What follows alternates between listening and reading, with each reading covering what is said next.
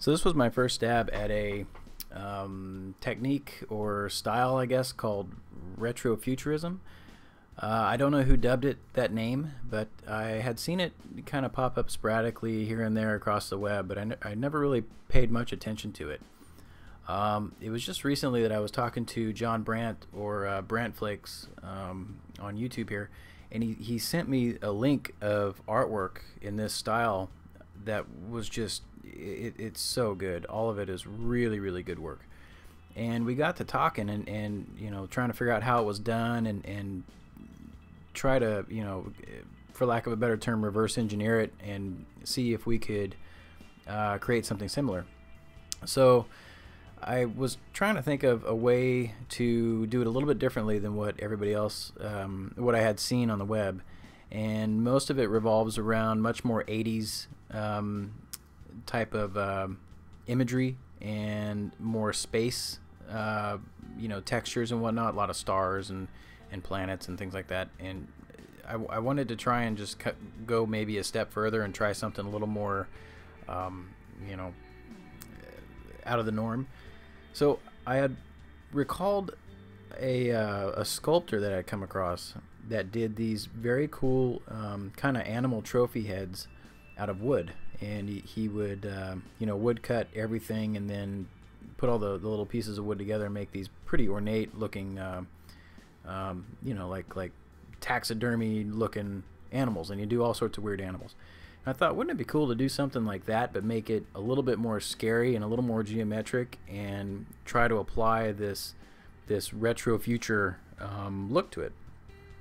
So this was very first stab at trying to figure this thing out, and I kind of like how it came out. You know, there's still a lot of patches in it that are very rough, a lot of things that I am trying to figure out how to clean up, but you know, a lot of it is relies on blending modes and whatnot in Photoshop. And you know, I've been using Photoshop for, oh man, 15 or so years now, and I still don't know what all the blending modes do. You know, a lot of them I can figure my way around them and you know, with trial and error figure out what happened. But you know, since most of it came from photography techniques and in the dark rooms, some of it is still kind of like, this has been in Photoshop forever. How come I still don't understand what this does? So, you know, bear with me, but I'm still trying to figure it out.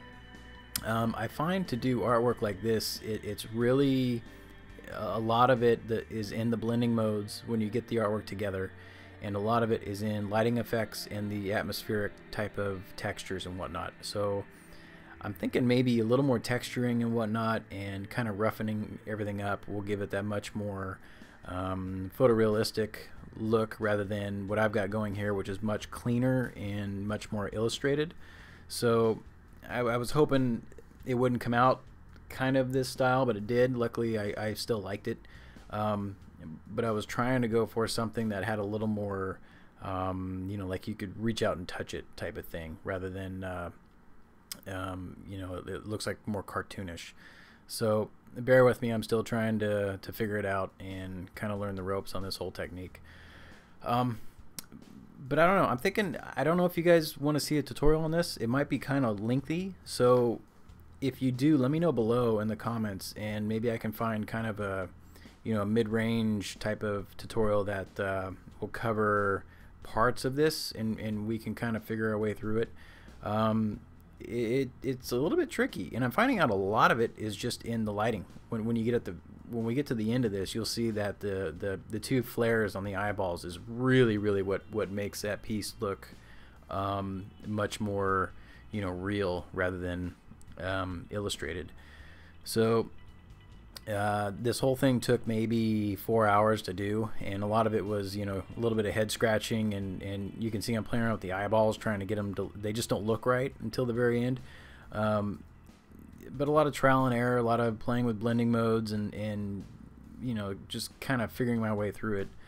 And what we get in the end is pretty close to what I was, you know, hoping for, but I still see a lot of places that I can clean it up and try to get a better look out of it.